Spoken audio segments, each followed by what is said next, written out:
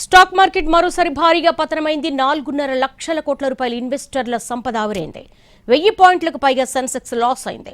IT కంపెనీల షేర్లు భారీగా నష్టపోగా ఫార్మా, బ్యాంక్ షేర్లు స్వల్పంగా లాభపడ్డాయి.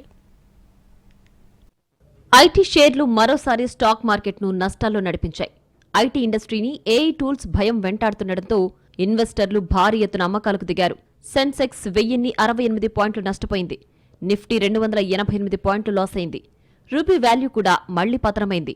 డాలర్తో పోలిస్తే రూపీ 7 పాయింట్లు పతనమై 90.96గా ఉంది.